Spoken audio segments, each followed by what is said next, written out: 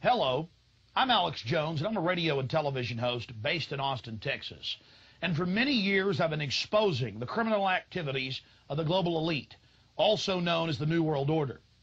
In past films, we've documented the centralization of power, the move towards world government, the attack on the nation state, self-defense, the Second Amendment, family values, that is, the family itself, as well as private property rights.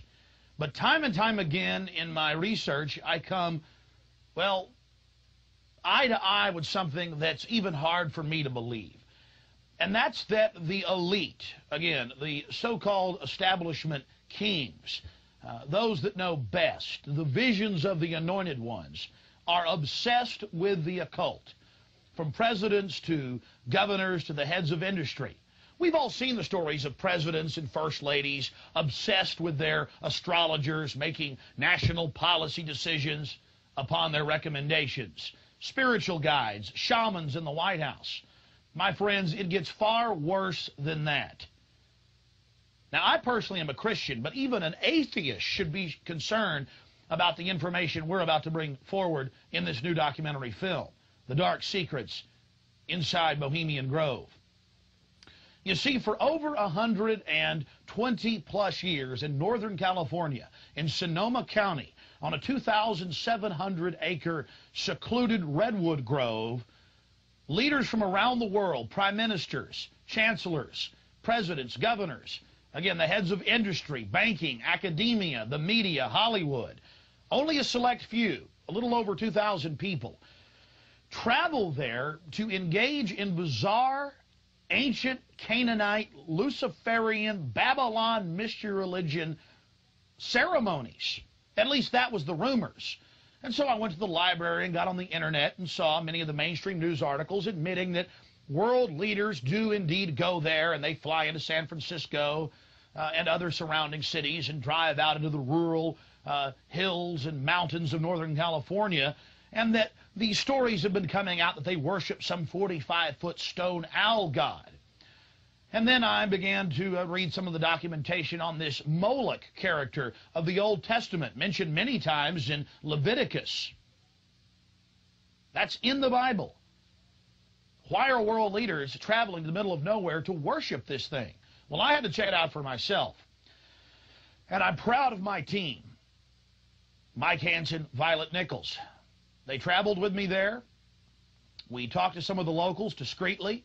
We successfully infiltrated, with the help of some of the locals and Channel 4, World of Wonder, British television that teamed up with us. And I successfully infiltrated through the Secret Service, through the guards, through the Sonoma County Sheriff's Department. We were inside 4 hours. That's only one day out of the 2 weeks that they meet there for the admitted Summer Fire Festival of the Bohemian Club. Well, basically that's enough for me. It's hard to even describe it with words, and I hope that our hidden cameras can give you at least a small piece of what I witnessed. To have world leaders engaging in this type of sickening behavior, oh yes, there's much more to come. Mock human sacrifices, they claim, just shocks the very foundations of what Americans believe their leaders to be. And then to have it intimately connected with world government.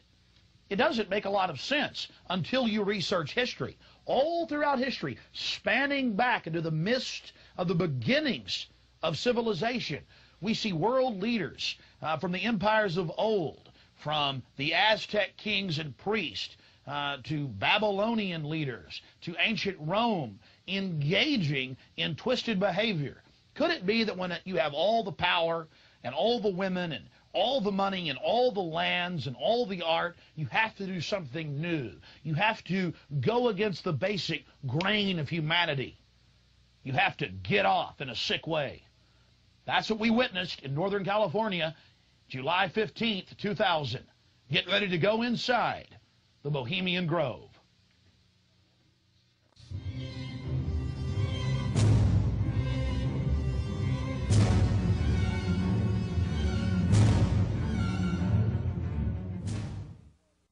The Bohemian Club, as it's known today, was founded in 1873 in San Francisco in Northern California. Many of the club's original annals, dating back to before the turn of the century, admit that local artists, writers, newspapermen, you name it, wanted a place away from the so-called backwardsness of the West Coast, the Judeo-Christian ethic. They found that place an hour and a half north of San Francisco, outside of the tiny town of Monterey. Their annals even admit an obsession with the occult and what they called druid rituals. Amongst the great redwood trees, they revived ancient ceremonies that in truth had their roots not in the Druids, but in Babylon itself. As the railroads brought commerce and larger populations, the prestige of the club grew until, in the year 2000, it is a gathering place for the world establishment, the elite. We're about to show you some of the key evidence documenting this. It is absolutely central to understand that these bizarre activities have been engaged in going back to 1873 and are not some new fanciful whim of the trendies on the West Coast. By the turn of the century, there was already a 10 to 15-year waiting list. Presidents from Howard Taft to Herbert Hoover were on the membership roster.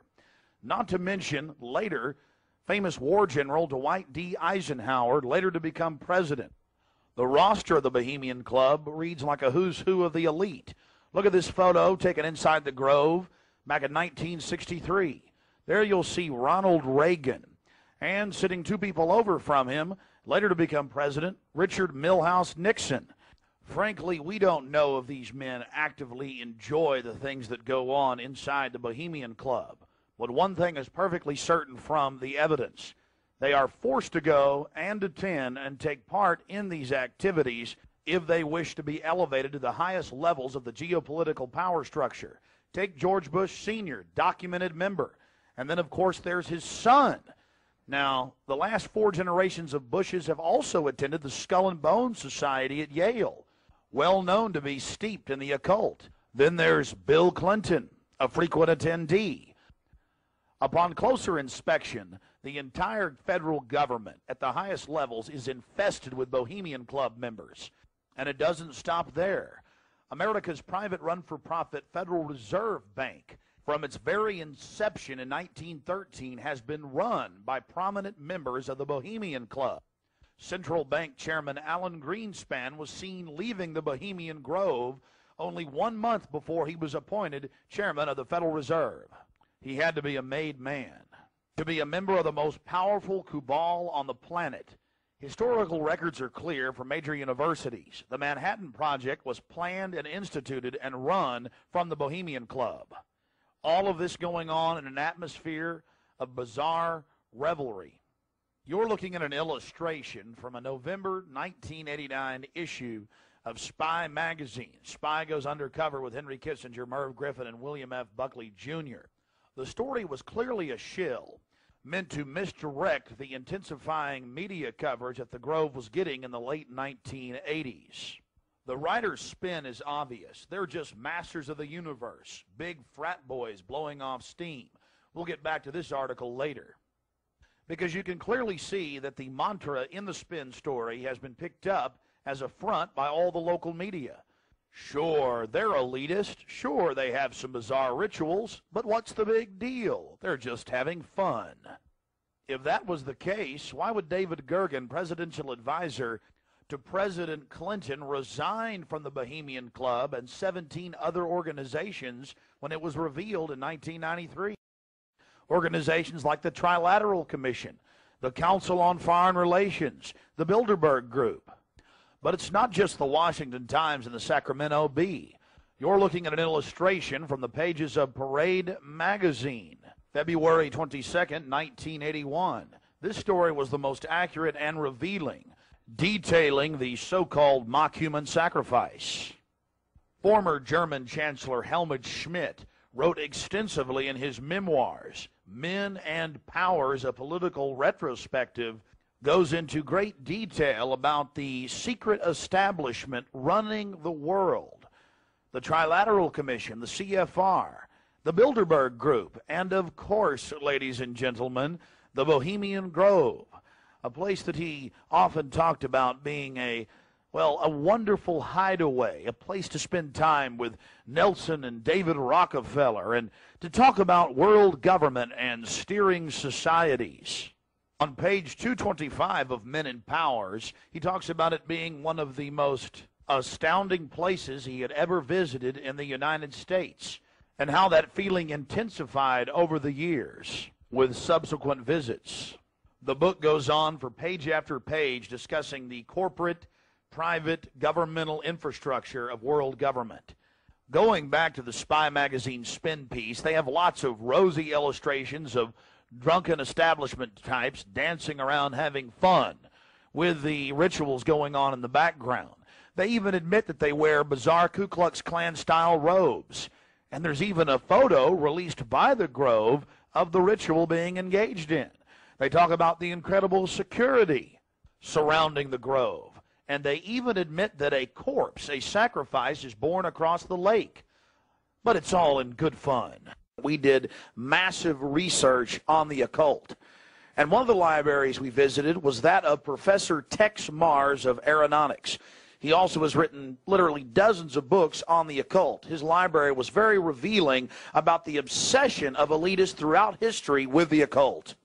Front group after front group to conceal and really subvert. But behind all of these groups, there is a small cadre or elite, a core.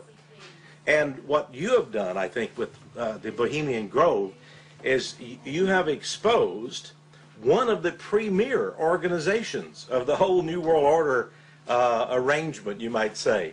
Of course, we can go back in history, all the way back to ancient Egypt, Babylon, or Greece, Rome.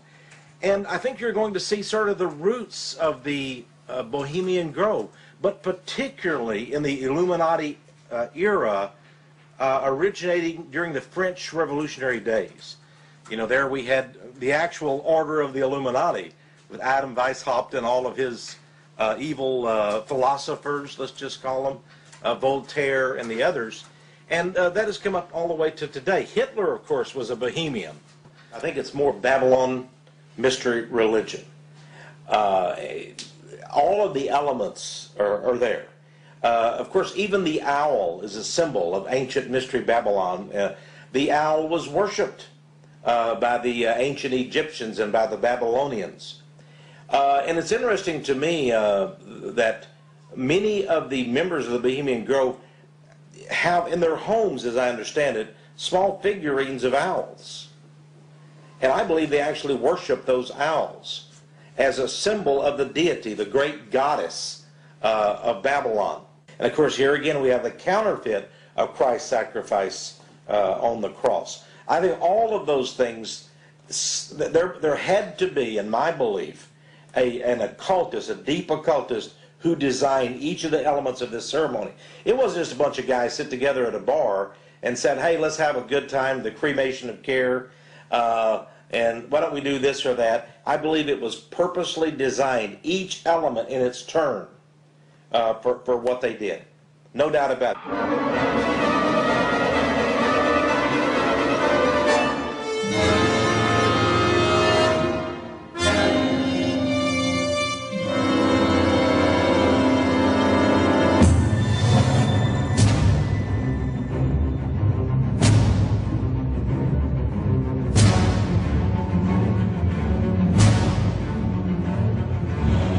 Slide the metal end into the buckle and adjust by pulling on the loose end of the strap.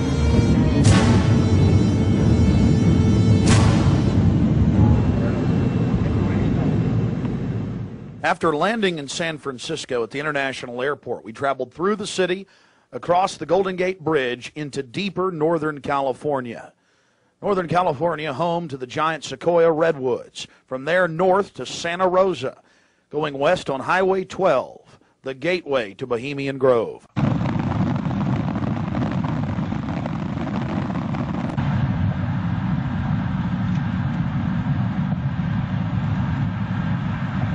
We spent the first night in Santa Rosa before getting up early in the morning and traveling into the town of Occidental, where we were going to meet the British media and start our investigation. Well, here we are in Northern California, right outside the Bohemian Grove. The fruits of nature. But I'll tell you this, I don't worship it and sacrifice things to it. Let's go find out what's going on. Yeah. Well, here we are, folks.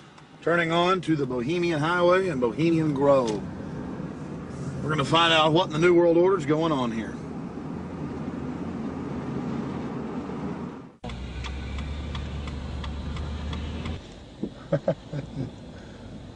Thank you, Parker.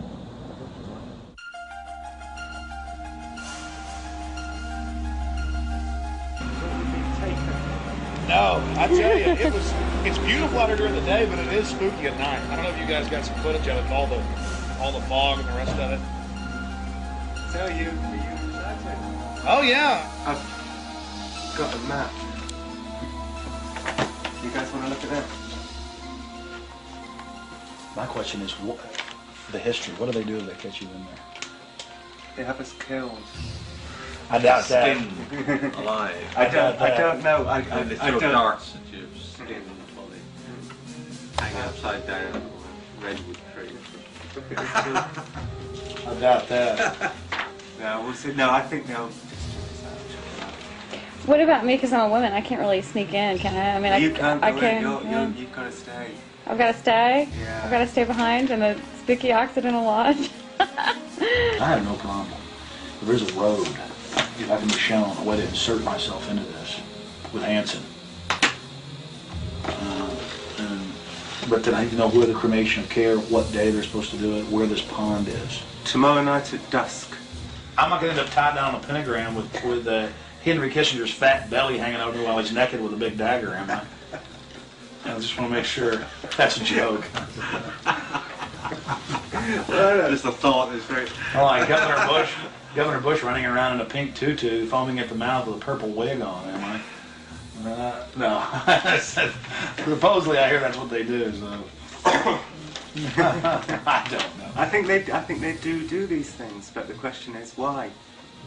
And these power brokers, which bomb innocent countries and slaughter people and pump the food chain full of garbage and just everything else they do, it's probably something fun for them. They really get off on being bad little boys. And rule the world. I mean, this is for some people. This is the secret room. Well, I mean, certainly in the whole class system, it's the pleasures of class. And now what class is, the power that you have is something different. And to me, I mean, from my research of Bohemian Grove, and you guys have obviously done more, I've read a lot of mainstream articles, alternative, talked to people, talked to some guests. It's really where people go in there to do whatever they want to do. So there are probably people sitting around fishing and probably people sitting around doing something completely different. Okay, there's the stage. Right, that's where the talks happen. Because they've got this amphitheatre,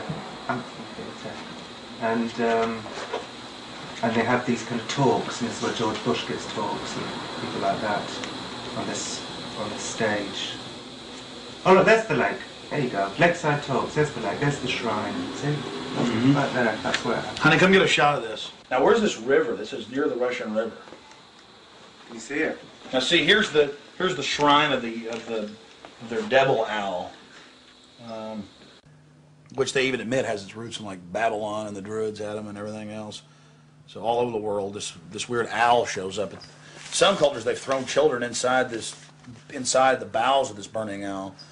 That's historical. We've all read in the Bible about throwing your children. But it did sound like that she's definitely leftward leaning. Then we get into the whole semantical debate about is there a left and a right, and to me there really isn't. There's the command and control on one end and anarchy on the other, and I want to be on the middle of the real spectrum.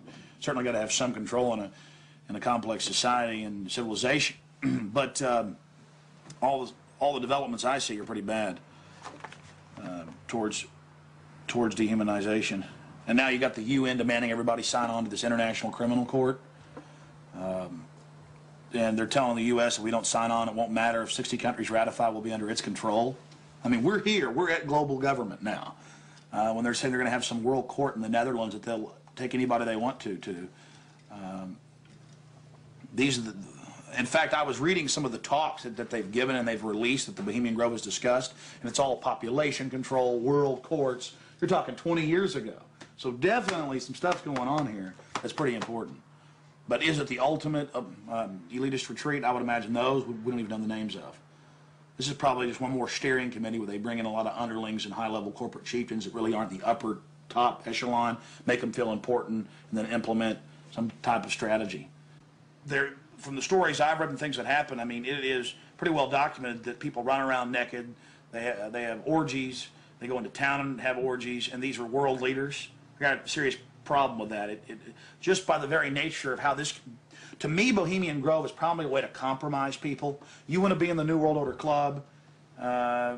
It's like a big kid fraternity. And just like in fraternities, you have to do weird things. Here, you probably do weird things.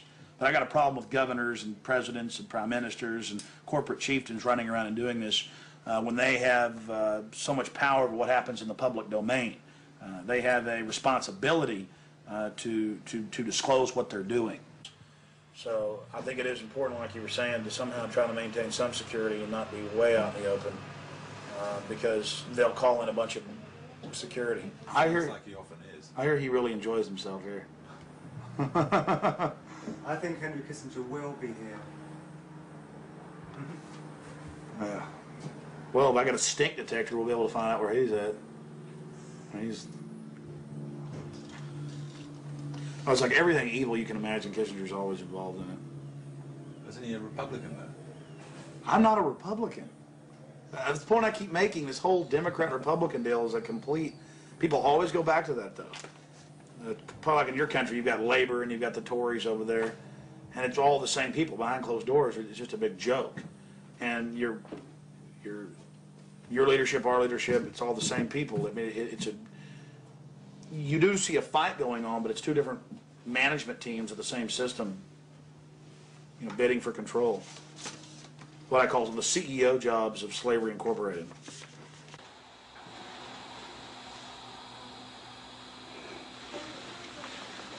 Do you worry for Alex, Violet?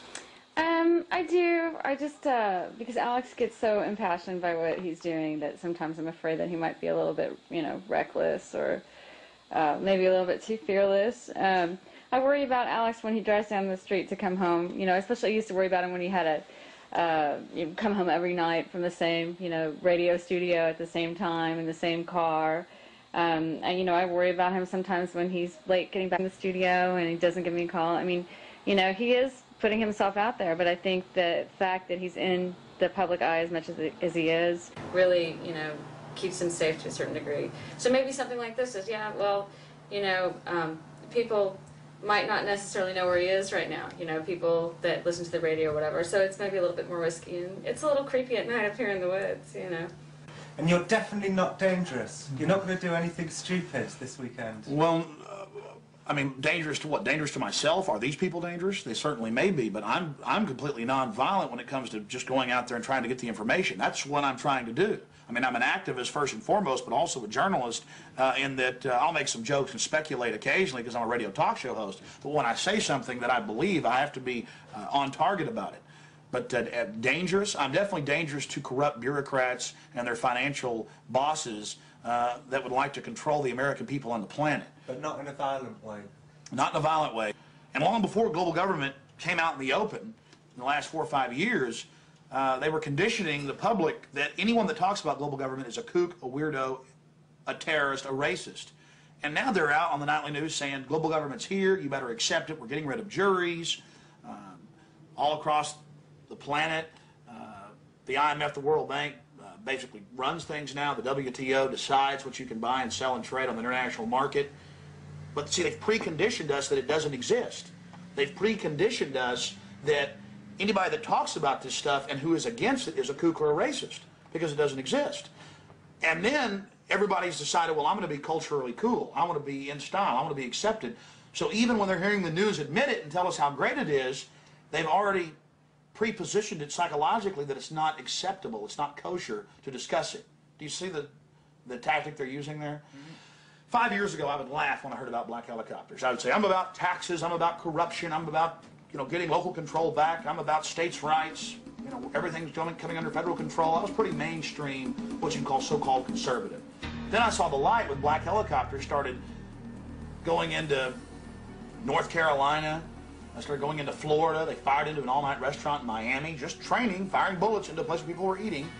They started burning buildings. Police chiefs started throwing them out of their town, San Antonio. All this started happening, and I said, whoa, this is real. And then I realized that I was preconditioned, even as a so-called conservative person who understood that the media lied. I didn't realize how thick the propaganda was. That they preconditioned us before they release something on us, that it, number one, doesn't exist in our minds with classic doublethink, but then it can re-exist at the same time if they say it does and it's good. So it's literally George Orwell's doublethink. And one has to have it to stay sane in this world. Well, I refuse to be a part of it. I mean, the news every day, black helicopters are a joke, they're stupid, the culture, commercials, movies. At the same time, almost every month in this country, they're attacking and terrorizing some town with burning buildings and terror. And I don't want to be part of their sick control freak system. I don't like these degenerate, inbred, New World Order crowd people. They're not going to run my life. They're not going to control me. And I'm going to try to expose them. And I think we've had some success doing that. Oh, look how pretty it is. Uh-huh, sure is pretty. Mike, you enjoying yourself? A lot less spooky during the daytime.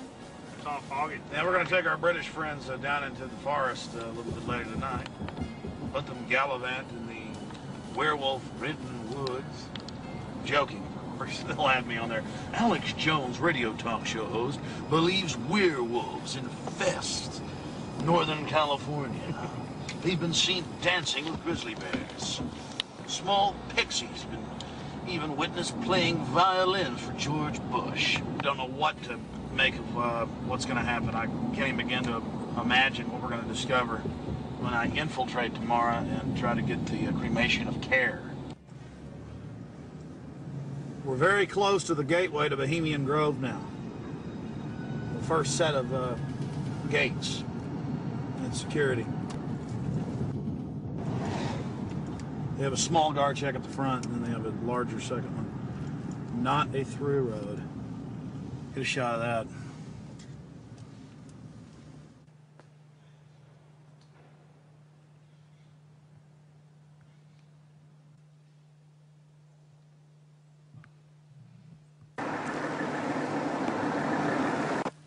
There's a guard gate right over it, a small guard gate, and then back further, an even more elaborate guard gate with surveillance cameras, you name it.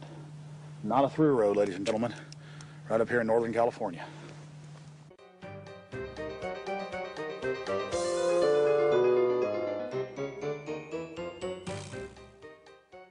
How you doing, sir? Okay. Camp Meeker? Yeah. Oh, I'm Alex Jones. I make documentaries. I'm just curious, what do you think about Bohemian Grove? I used to work there. You used to work there? Yeah. And now you work at Camp Meeker? No, I don't work Yeah, I live in Camp Meeker. Oh, you live there? Yeah. Well, that's great. Did you ever watch the cremation of care? No. No. What'd you do at the? I just worked there. But I mean, Yeah. you never saw them march around in the red robes and No, no. Oh, really? That doesn't go on. But yeah, I get it. Okay. Thanks.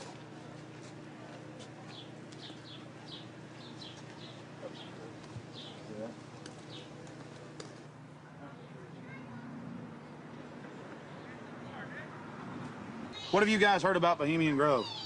Oh, I don't know. Bunch of rich people, right? Have you ever heard about the 40-foot stone owl and the mock human sacrifice? I heard about it a little bit, yeah. Roll that window down. We yet. need to talk to you. Hold on. We'll go around here. I don't know. Oh, yeah? So what have you heard about the... Oh, I just read stuff about it in the paper. I don't know. Some people don't like it. They protested or something weird. But what about the 40-foot stone owl and the mock human sacrifice? You say you heard something about that? Well, just what I read about in the paper. Oh, the paper admitted that. Well, no, I don't know if they admitted it. They just said people go protest it. It supposedly happens. Sounds kind of weird. Does sound weird to me. Yeah. Why you guys? What are you guys doing? This TV show or something? We're just having fun. Oh yeah. This town isn't like Children of the Corn or anything, is it? Oh no, nothing like that. I'm sure. I don't know though. Supposedly lots of people go there. Some kind of weird event. I don't know. You guys know anything about it? You don't. You don't. Huh? What would you say if we told you that they sacrificed a human in effigy in mock to a 40-foot stone owl in black and red and silver cloaks? Sounds kind of different. Do you think it's good to have? Bull talks down. Do you think it's good to have so-called world leaders secretly engaging in pagan activities? I can't say it's that great. No. Why would you have a problem with that? Well, I don't know. It could be all right. Depends how you look at it. The kind of relativist worldview, huh? Yeah. Got to sacrifice care to the winds, huh? I don't know. Could just be for fun, or they could really be weird. They run around naked. Run around naked and freak out. There you go. Have you heard that? Yeah, absolutely. Actually, to tell you the truth, here's a funny story. What have you heard? Okay, go ahead. No, this is the truth. A couple years ago, I was down the road, just down Yar, past Camp Meeker, and I was stopped with a friend of mine. Now, Camp Meeker's right outside Bohemian Grove. That's an affirmative. Yes. And we were down the road, and we were stopped there because we were just having a cigarette, hanging out, taking a break, and some Secret Service men actually pulled up behind us and asked us what we were doing and why we were there. It was true. They were like, "What are you guys doing? Where are you at? Why are you parked here? What's going on?" And asked us a whole bunch of questions. What our names were, who we were affiliated with, where we lived, all kinds of stuff.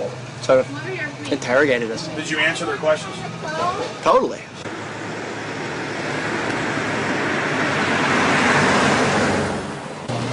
I don't know. We always hear there's like big, fat, rich guys with prostitutes there. Really? Yeah. What about the owl and the rituals?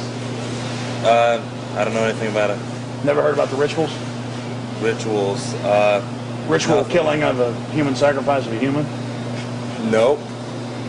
Never heard of it. What would you think if that was going on? I think it's pretty weird. Wouldn't be that surprised. I mean, it is our government after all. Hey, thanks for talking to us, bud. You know? Hey, I like your shirt. Declaration of Independence. Yeah. All right, man. Take care. All right. We're talking about the Bohemian Grove and trying to see what locals think about it. How it's all secret and all these fat cats there and the supposed strange rituals that go on. Are you a local? No, but she is. What do you think about the Bohemian Grove? Let's see. It offers a lot of employment. Offers a lot of employment? What's going on there? What kind of rituals do they do there? I don't know. We're talking to locals about what the rumors are. What are the rumors? About a big 40-foot stone owl and simulated human sacrifice. Oh, no. Oh, I don't know about that, but it's politicians that come, that vacation there. And it'd be really weird if politicians were acting like they were sacrificing people, wouldn't it? No, you can't trust politicians, you know. Oh, really? They might be doing it, huh? They might, yeah. Who knows? The politicians, you know. I hear you, bud. Hey, good talking to you. All right. Appreciate it. You guys take care. Good luck. Hey, those are some pretty flowers. Those are sweet peas. Those are real, folks. Yeah, they're real. You guys have a good one. You Enjoy too. the weather, Terry. Yeah?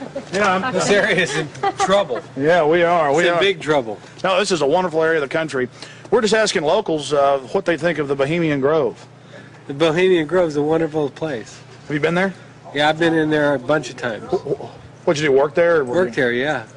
Yeah. Because you know when it's the most wonderfulest time? Is when nobody's there. Oh, it's a beautiful area? Yeah, yeah, very beautiful. It's got big trees. Have you ever been there for the cremation of care? No. So you've never been there for the rituals? No. You ever heard about them? Yes. What have you heard they do, sir? Nothing. They got that tree that looks like an owl. Tree that looks like an owl?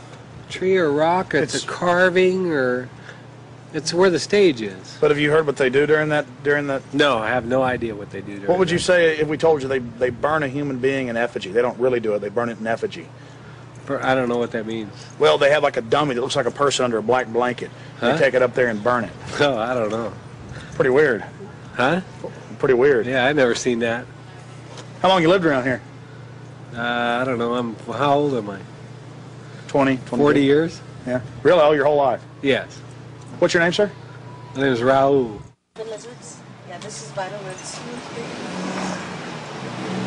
How long has Vital Roots been here?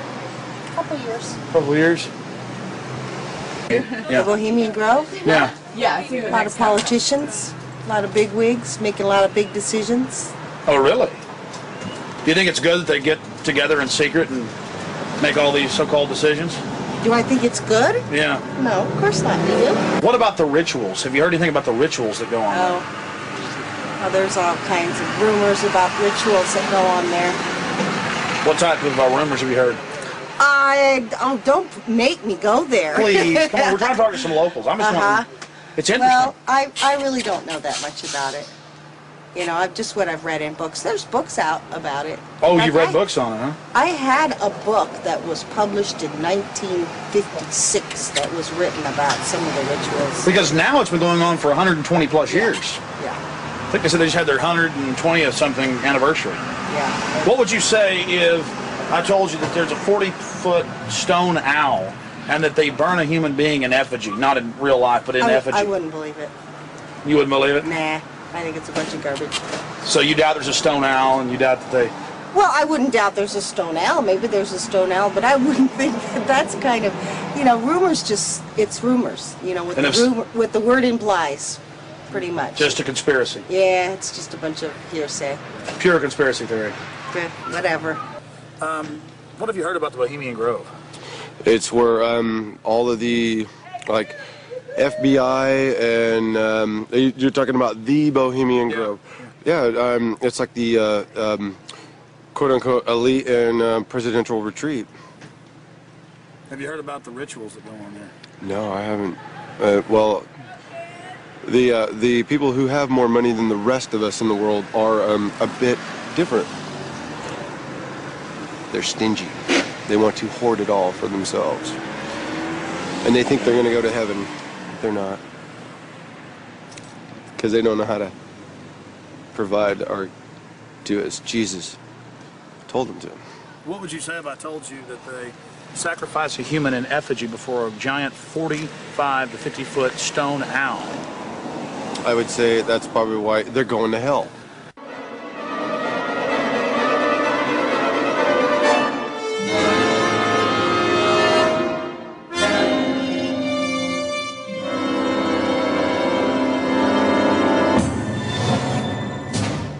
Yeah, this Australian we met yesterday, he's been here for 3 years, and he says that about 2-3 months ago the whole place was saturated with men in black, FBI, Secret Service and everything, going up and down the roads, checking everything, checking houses, everything for bombs and stuff, and then they all disappeared, and they were looking out for undesirables in the area who were persuaded to go. That was his story.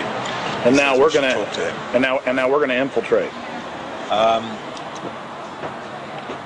I think we should go and see what we can see. The public has a right to know. They do. The public may have a right to know, but the people in this cafe, I think, shouldn't know. I agree. Well, you've got to go in up the road that says no through road, Because we've got to sit in the car and get a shot of you going up the road. So you've got to go in. You've got to be the guinea pig. But you're a brave man, Alex, aren't you? No problem, yeah. So that's cool. I wouldn't ask a man who wasn't as brave as you. All right, it's no big deal. I'm just gonna go in and make sure everything goes good. My only concern is figuring out the right type of baggage to carry this in, also still shot camera. Well, I personally would recommend that you wired yourself up with your what's it called? Hidden camera. Yeah, your hidden camera that's in the shape of a pager. Problem is, we got some stuff on it last night. We checked it out, but it's very unwieldy, not trustworthy. Right. If I can just get in the woods with this, it's over. That's true. And even if I'm going early now. I'm probably going about 3:30 with Mike, and we'll just hang out inside in case they throw me out. I'm still getting back on the property. Oh, so you're gonna go in way before Rick gets here? Yeah. Ah, okay. Well, cool. Well, we'll just sit in the car. But I mean, you understand why? It's not because I want to hang out in there all day. It's because I've got to get in. Because if they catch me, then I'm got to sneak back in. Yeah. I will not be stopped. You know, I went with Big Jim Tucker from the Spotlight to a Bilderberg meeting last year, but that was my first time, and we got chased away by men in dark glasses, and you know, I was a bit scared then, but I feel safe with you, Alex. Well, Tucker's a good rider. Oh yeah, I like Tucker.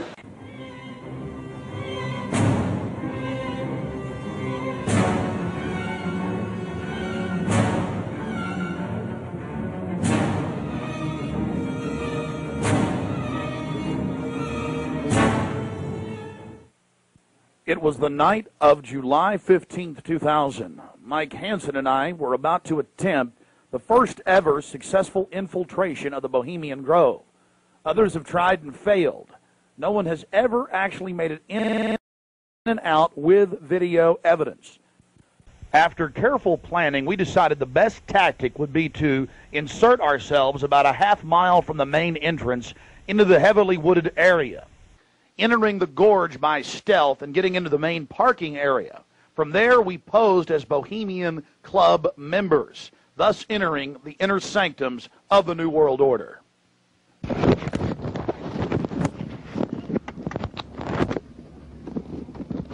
That's perfect. Just like that.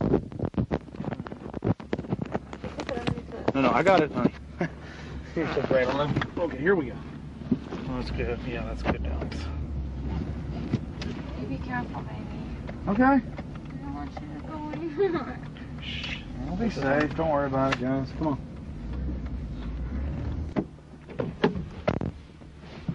Be careful, Mike. God bless. Yeah, pray for us. Keep the evil off of us. Be careful.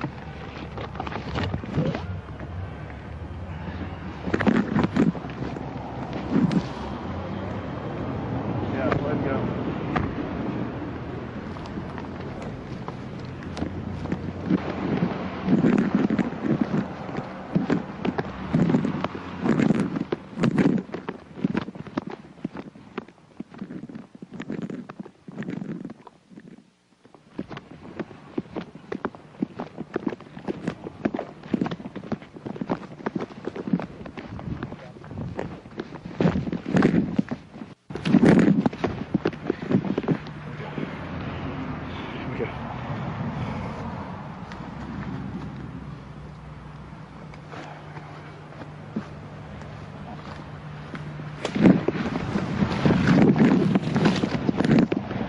Walk on up here for a second.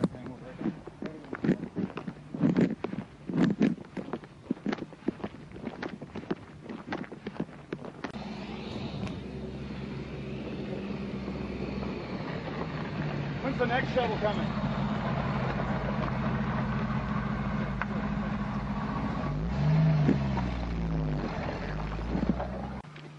We're in. Can you talk to them? Well, we're inside the Bohemian Grove. We're actually not inside yet, Mike. Well, we're in the parking lot. That's pretty... Yeah.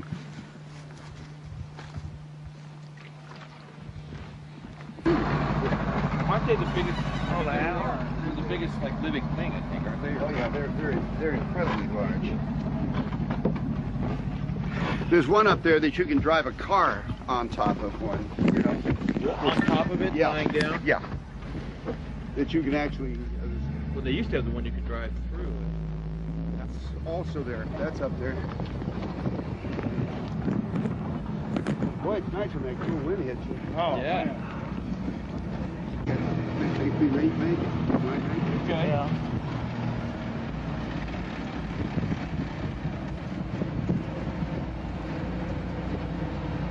How much did the rope cost? This thing? No, the rope. The rope? The rope. The rope. That you Oh, bought? that. Oh, rope. Oh, rope. It was 88.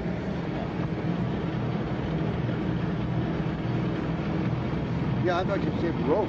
Yeah, that's what I thought. I thought rope and rope. You can't hear anything with this wind. Look at this thing's seen some years. Pretty nice, actually. Yeah.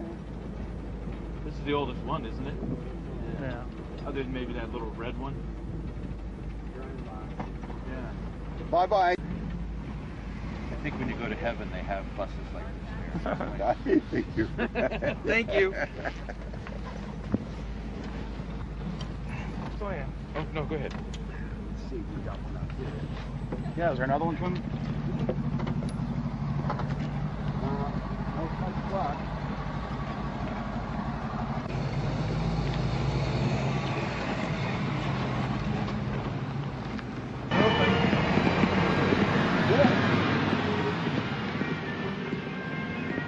Oh, good.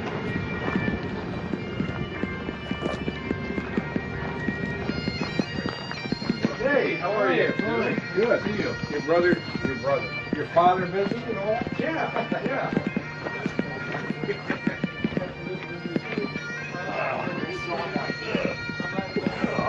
So that Marty thing was like...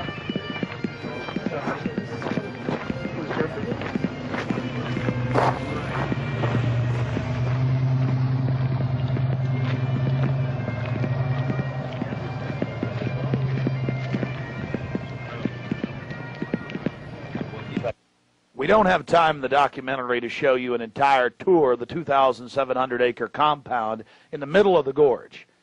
Besides the fact we didn't even have time to see but about 20% of it in between dodging security personnel. Unfortunately, we were using digital tapes that were 1 hour. Several of the confrontations were not caught on tape. We had sheriffs, deputies, Secret Service, you name it, question us on who we were. We just told them we were with the hillbillies. That's where the Bushes stay, you know, because we've got Texas accents.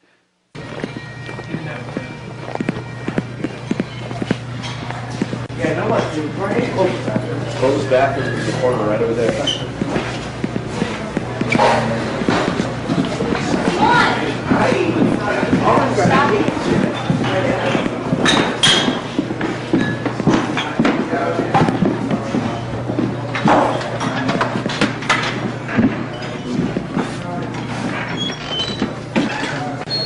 Oh, there they are, friends. Yeah, how's it going? Good.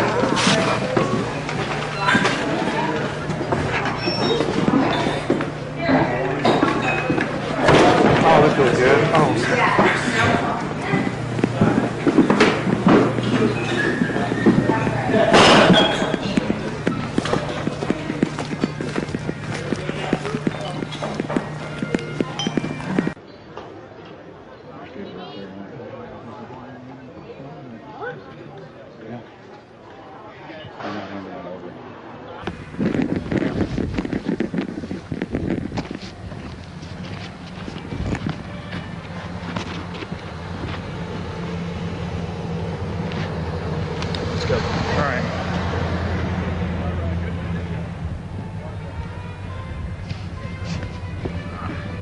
Here's just one of many signs sporting French with skulls adorned with other trappings of death. We also saw signage with Latin and other ancient languages. Now we're about to let you see a little bit of what's going on with the great owl.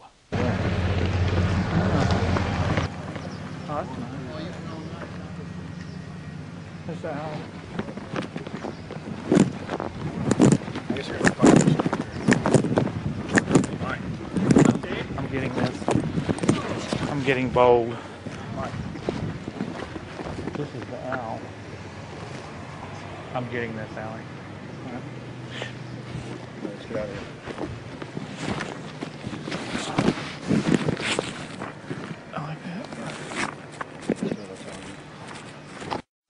Here you can see the bottom of the stone owl with the altar and the eternal flame, a Aladdin lamp style urn that continually burns year around, we're told.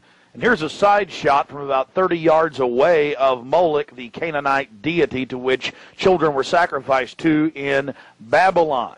And yet another slowed down close shot. Again, the eternal flame burning, the altar, the bottom extremities of the 40-plus foot stone deity, and there is a shot of its head as well. Again, we've slowed down this video because we only actually had about 5 seconds of it on our hidden cameras, so you can have a chance to get a closer look at it. You will see it during the ceremony. Speaking of the ceremony, we were on the left-hand side of the lake about 150 yards downstream beneath those large redwood trees.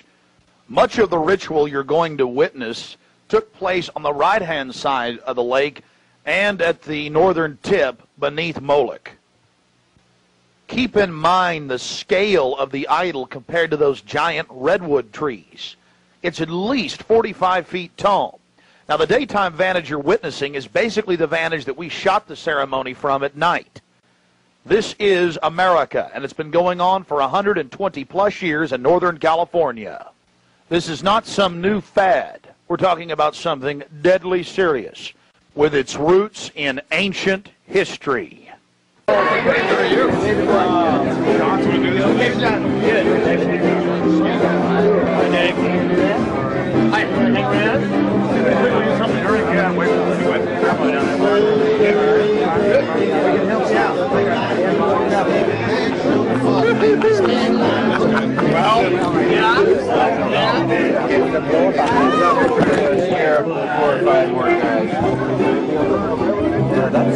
may have to.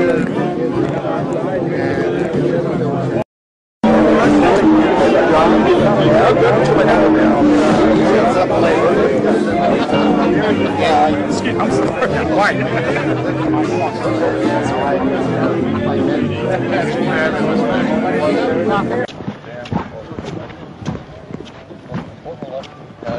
I believe for 20 years. Reagan was a turning point for us. Didn't realize at the time it was. And anytime we shoot. Turning point for us. Oh, really? So many liberal Democrats in their time to change things around. Morning. It was all live? Was it Ralph?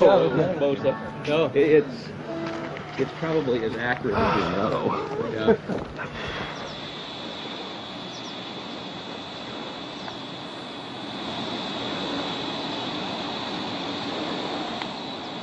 We had already been questioned 3 separate times by the Bohemian Club security, Secret Service, and Sonoma County Sheriff's Department. To evade discovery, we decided to try for one of the more remote areas of the camp, according to our map, the most southerly side, and a lookout point, an observation deck over the Russian River. While Mike Hansen was watching for the sheriff's deputies that were down the path and over the bridge in a guard shack, I began to shoot the video you just witnessed. After we turned the camera off, one of the Sonoma County Sheriff's deputies showed up and began asking us why we were filming. We calmly told him we were just sightseeing as members of the Bohemian Club. The point that has to be made here, though, is they do have hidden cameras, because there's no way that they would have been able to witness us videotaping from where the guard shack was located.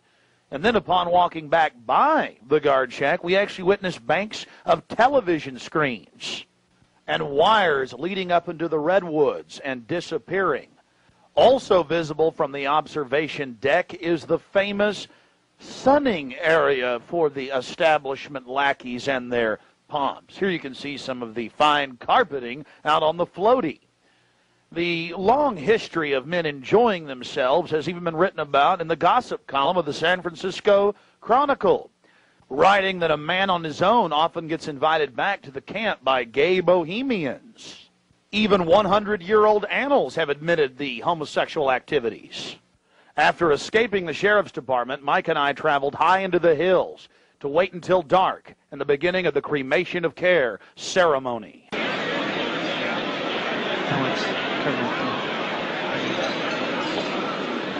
Before the cremation of care, all the Bohemian Club members begin a massive feast of revelry. He's so pissed off at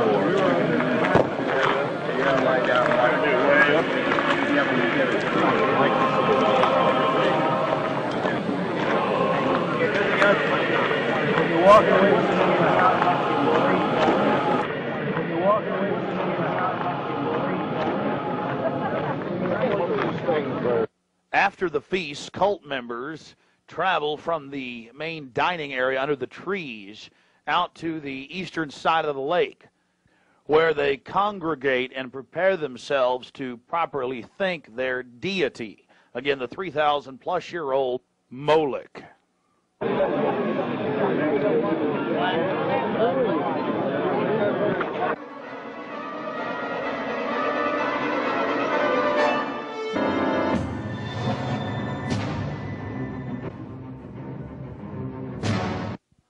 The occult activities are coming up. And then after the actual ritual, we're going to give you some more of the history surrounding it. But first off, I wanted to draw your attention to the program that was given out to the spectators or the viewers. I guess an occultist would call them novices, who actually watched as the priest and their supporters engaged in this ancient rite. Now, you're looking at a little demon called PJ that was on the front of the actual program. It's kind of an Hieronymus Bosch style. He's got a little broom and a dustpan, and he's sweeping something up. Now, even more shocking is the figure of a human body burning in the flames. In fact, I've shown it to people that are experts in anatomy, to actual doctors, and they say that the anatomical size is that of a baby or small child. Notice how large the cranium is in comparison to the torso, that is the ribs. Understand, ladies and gentlemen, this is from the program itself given out to the establishment lackeys witnessing these sinister activities. Remember, in Babylon and Tyre, they would throw their children into fiery pits. Look at the size of the hands compared to the rest of the body.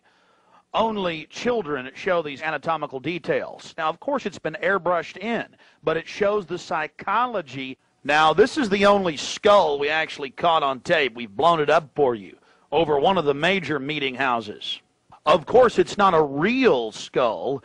It was extremely oversized up on the signage. The point we're trying to make here is the entire compound was literally infested with symbols of death, skulls, owls. At long last, here it is, the cremation of care unveiled.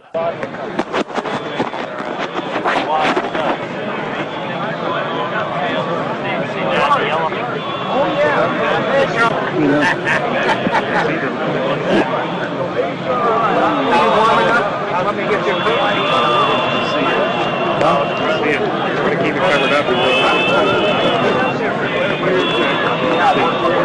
As we sat there in the darkness, not knowing what we were about to see in the gathering crowd, suddenly, across the small lake, we saw a carriage with men in black and brown cloaks, robes, in front and in back, bearing a bound body. Remember, it was a hidden camera and at somewhat of an angle.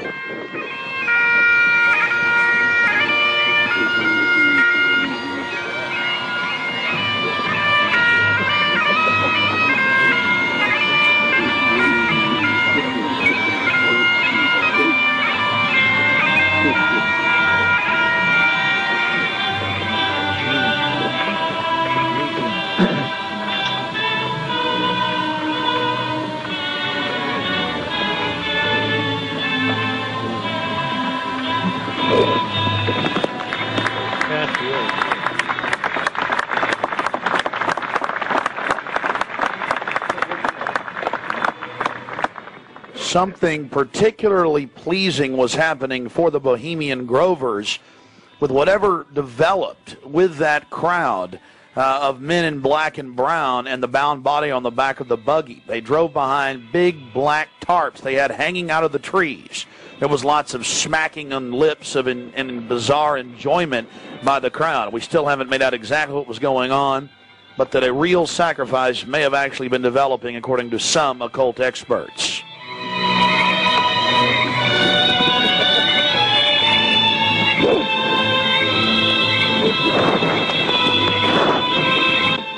All the time in the darkness across the small lake, the men in black were doing something behind the dark curtains hanging from the redwood trees. Then after about 10 more minutes of music, suddenly all around the owl activity began. Here is the main central part of the ritual. The owl is in his leafy temple. Let all within the grove be reverent before him. Lift up your heads, O ye trees, and be ye lifted up, ye everlasting spires. For behold, here is Bohemian shrine, and holy are the pillars of this house. Weaving spiders, come not near.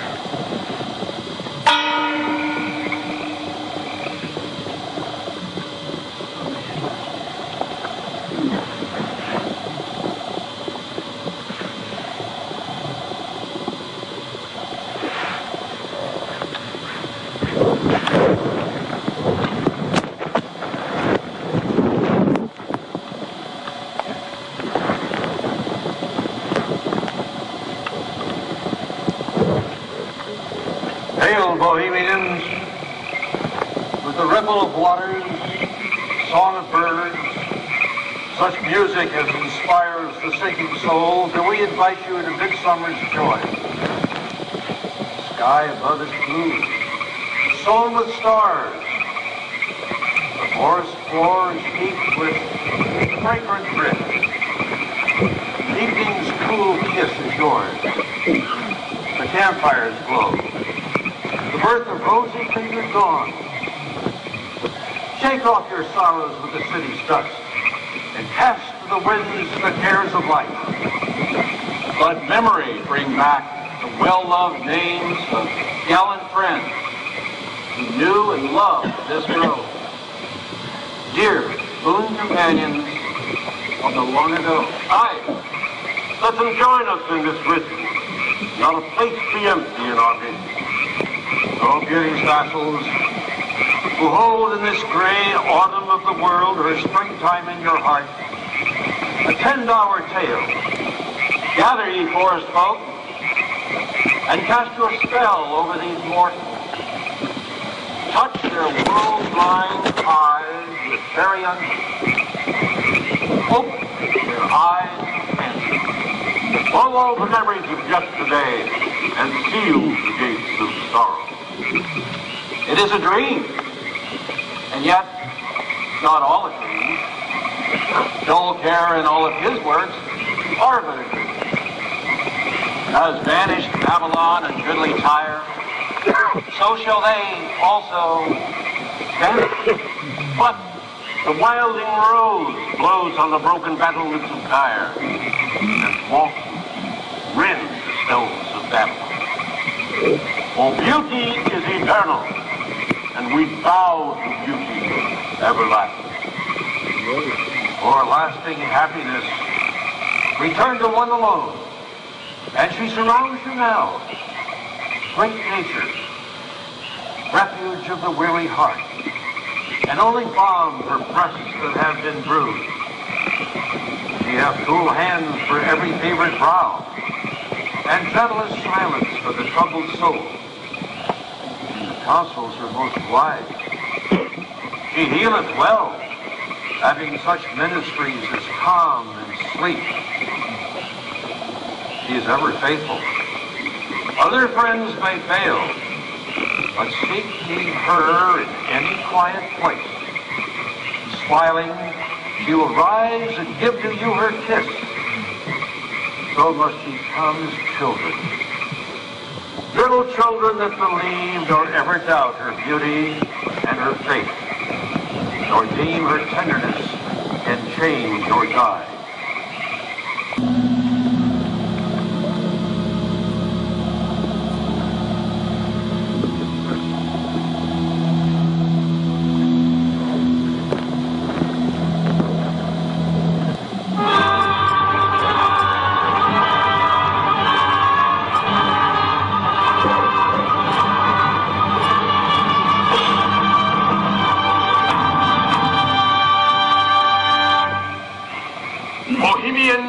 and priests, the desperate call of heavy heart is answered.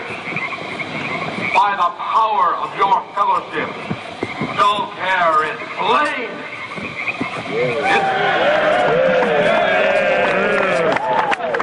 His body has been brought yonder from the funeral pyre to the joyous pipings of a funeral march. Our funeral pyre awaits the corpse of care. There we go.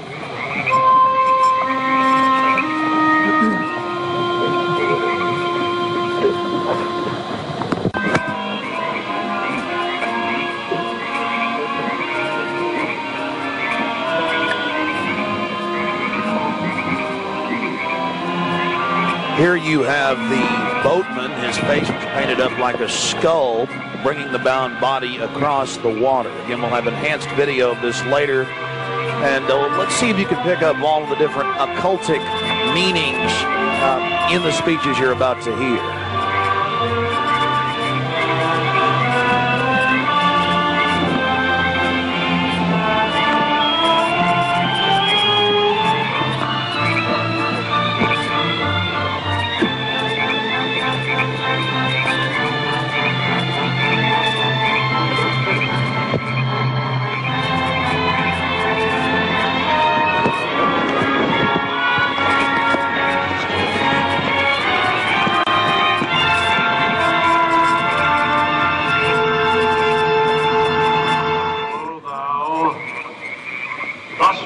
Across the shadowy tide, and all the ancient majesty of death, dull care, arch enemy of beauty.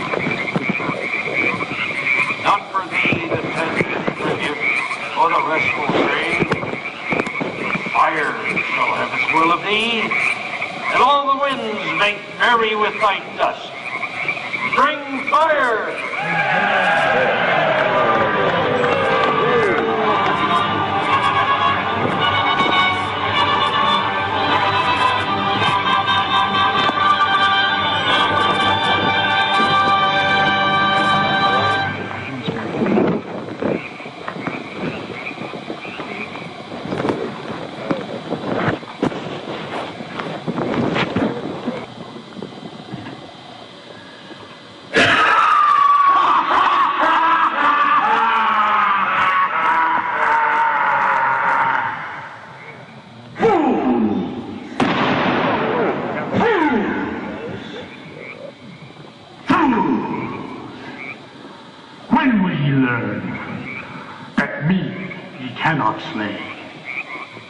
Year after year, he burned me in this grove, lifting your puny shouts of triumph to the stars.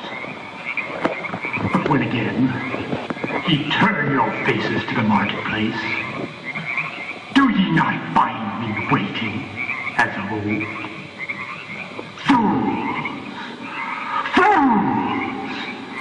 Fools to dream ye conquer care! Thou mocking spirit, it is not all a dream. We know thou waitest for us when this our sylvan holiday has ended. We shall meet thee and fight thee as of old, and some of us prevail against thee, and some thou shalt destroy. But this too we know. Year after year within this happy grove, our fellowship bans thee for a space. Thy malevolence which would pursue us here has lost its power under these friendly trees. So shall we burn thee once again this night, and in the flames that eat thine effigy, we shall read the sign, Midsummer sets us free. Ye shall burn me once again!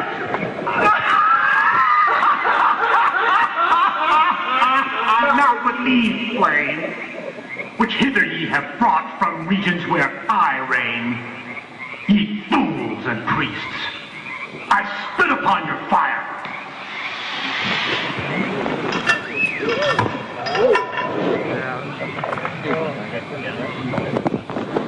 Wow. Prince of all mortal wisdom, Owl of Bohemia, we beseech thee, grant us thy counsel.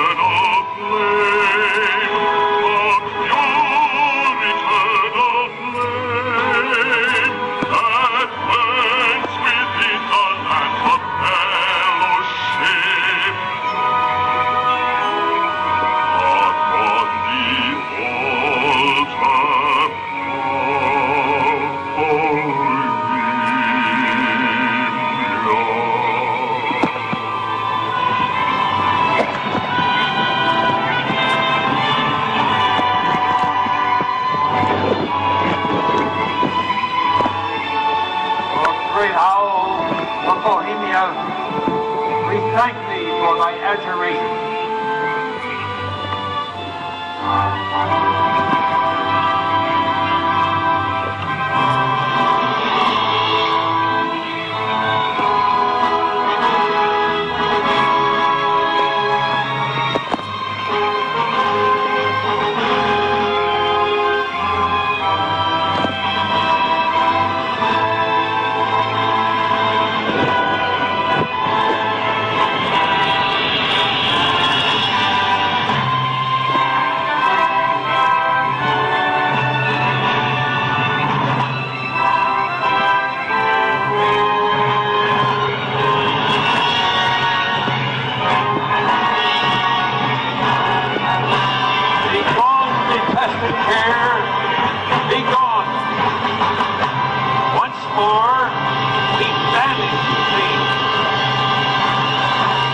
Begone, dull care.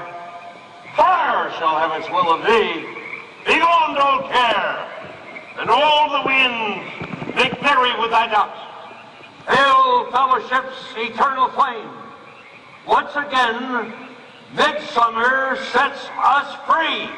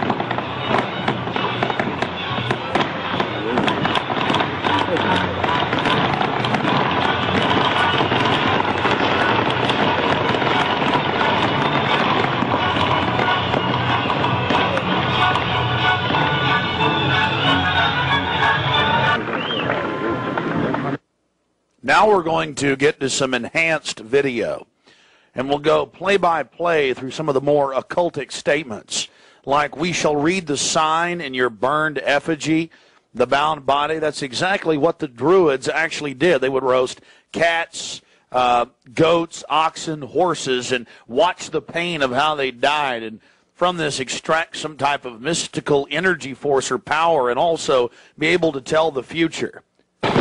Owl of Bohemia, we beseech thee, grant us thy counsel. Upon further research of the ritual you just witnessed, it becomes clear. It is a mixture of the Babylonian Canaanite cult of Moloch fused with ancient Druidic rites, where you have the female side of Satan, which they first call out to in the she, and then towards the horn god with the he, mixed with Masonic rites from Scotland. It's very likely that many of the 1,500 to 2,000 member crowd had really no idea what they were actually watching because it was thinly veiled. Here we have some more enhanced video as the boatman, again with his face painted up like a skull, poles his boat across the small lake towards the high priest with the red of his cloak visible, with his hand outstretched as if he is pulling the damned soul towards him as they throw off their cares, their conscience for what they have to do in the world. Also, you have the arrangement of the circle of higher level priests around him, the high priest in lighter colors, and then the outer rings of red, and then those in black. This is consistent with the darker workings of the occult, not just with the Western countries, but also worldwide. Now, when you see that black edge coming to the field, that's because we zoomed in on the video, and many times the picture was almost out of the screen, so that's the edge of the field or the view of the camera.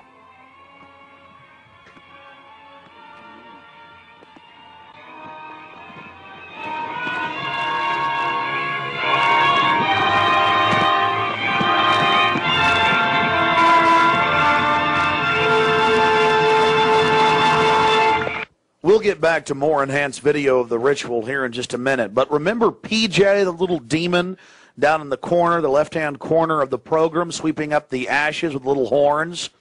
And how can you forget this? The image of a human body burning on the altar. Again, this is what they were handing out to those that were witnessing these macabre activities.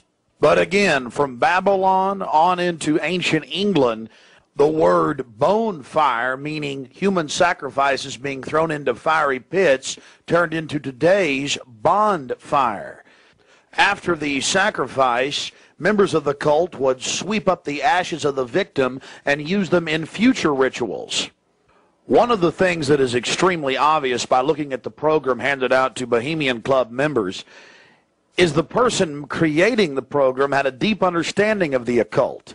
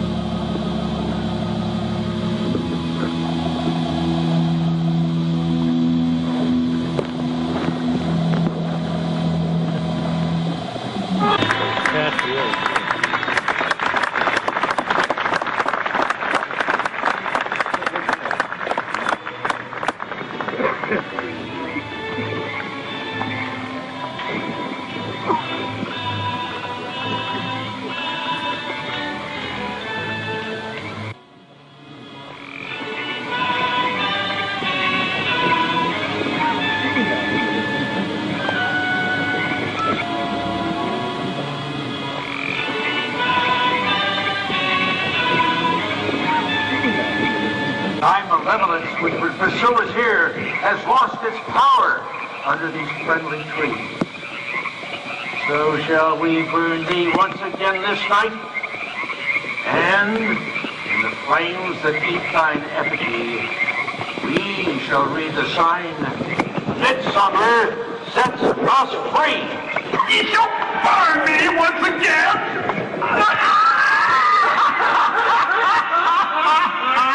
Not with these flames, which hither ye have brought from regions where I reign.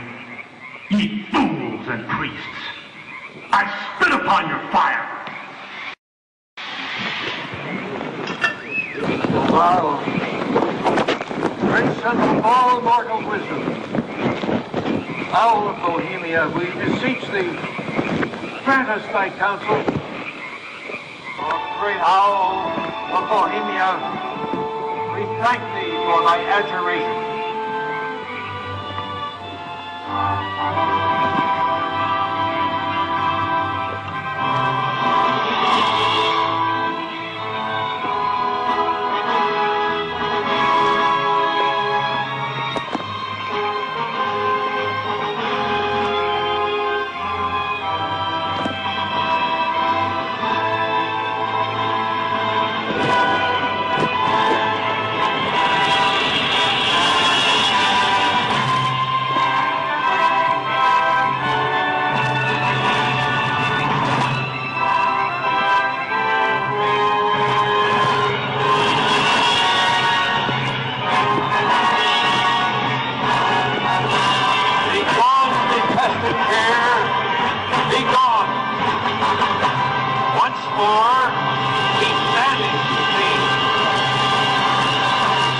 Begone, dull care.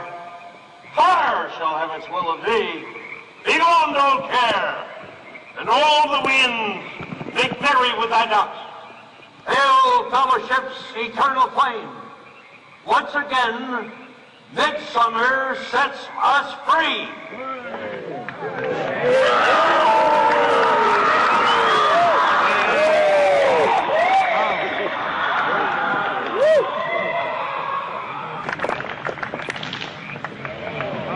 There you see the funeral pyre burning with the effigy of a human, or it could be real, ladies and gentlemen. There's been a lot of strange going-ons in that area of Northern California, but this is what the establishment is into right here in America, the cremation of care. And this was July 15th, 2000.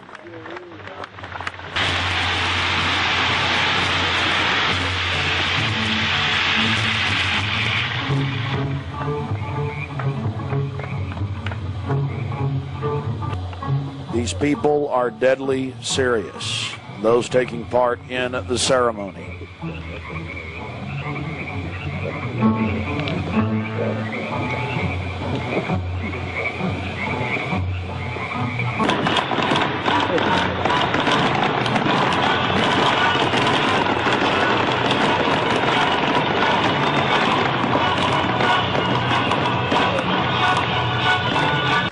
Another point, the pyrotechnics you're seeing going off were being released from beneath little wrought iron crosses about 1.5 feet tall. Also, notice the screams of pain coming from the sacrifice.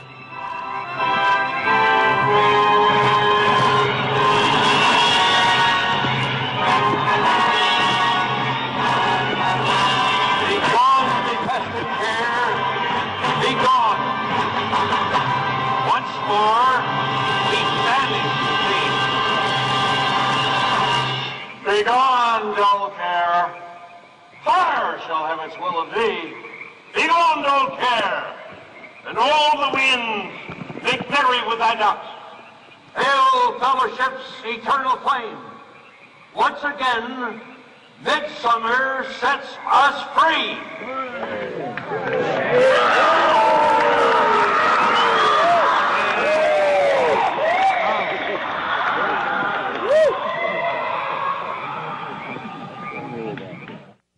One of the facets of the ritual that goes deeply into the occult, again, we've already mentioned the Druids at their bonfires or bonfires throwing bodies into fiery pits after ritually cutting their hearts out or slitting their throats. They talk about reading the sign in the burning effigy, reading the sign. Again, research your history books on the occult, even the Encyclopedia Britannica on what the Druids would engage in. This is just unbelievably macabre and evil. So shall we burn thee once again this night, and in the flames that eat thine effigy, we shall read the sign. Well, we're going to confront George Bush on Bohemian Grove. George Bush Jr., they've been announcing on CNN, MSNBC, on television last night and today. For the first time in history, they're admitting it, why the vice presidential decision was made at Bohemian Grove. George Bush Sr., the former president, and Golden Powell and others. So now they're just throwing it in everybody's face. We've broken the story over a week ago. July 15th, we were in Northern California. They're trying to ignore it. George Bush is down here at the governor's mansion across the street from the Capitol, about to announce Dick Cheney as his vice presidential running mate. We're going to go blow the party for him and get the information out to people. We're not going to stop. We're getting in their face.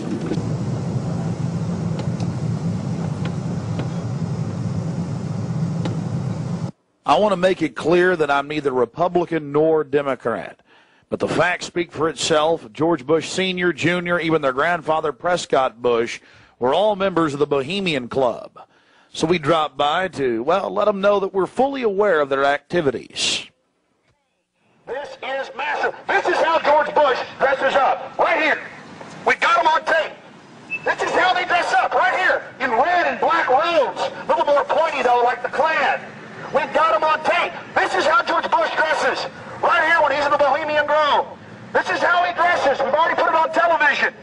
Absolutely disgusting. George Bush isn't a conservative. He's not for family values. He is nothing but a Luciferian twit. A Luciferian twit, Bush. You may think you can feed on the human population. We say no to you. We're on the march. The empire's on the run. Long live the Constitution and death to the New World Order. We stand firm. We stand strong for America against your evil, Bush. And we're going to get this story out, and we're going to continue to push it because the truth will not be hidden. That you are part of a 3,000-plus-year-old devil cult for the Al Moloch from Babylon as well as Tyre. We have the high priest admitting all this. We have it on videotape. It is documented. It is documented. A Luciferian devil worshiper. Already people all over Austin are talking about it. We're not afraid of you. We're not afraid of your minions. In fact, we're waking your minions up every day with the hardcore evidence. We know your father met 11 times with Bill Clinton in 91. The whole thing was stage managed. We understand you've been helping to sell this country out, Bush. And we're going to expose you and your Luciferian rights. We have the videotape. This is a massive story. One of the stories of the century. One of the stories of the century. How you had the Luciferian Pope for 121 years in Northern California. I went inside for the cremation of care. I witnessed the entire debacle. Many of these Secret Service agents have been in. No doubt. Protecting these people inside of this system. There had to be, in my belief, an occultist, a deep occultist, who designed each of the elements of this ceremony.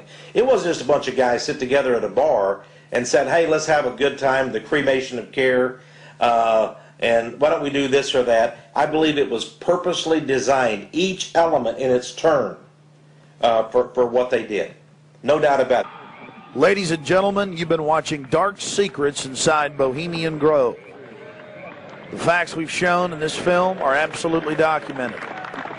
I would only hope that the people of the world realize the organized evil we're dealing with at almost every level. Republican, Democrat, you name it. They're all working on the same team. Ladies and gentlemen, it's called world government, the New World Order, dehumanization. It's not a joke. It's deadly serious. Unfortunately, they've been breeding societies to think everything's a joke. I'm here to tell you truth is stranger than fiction.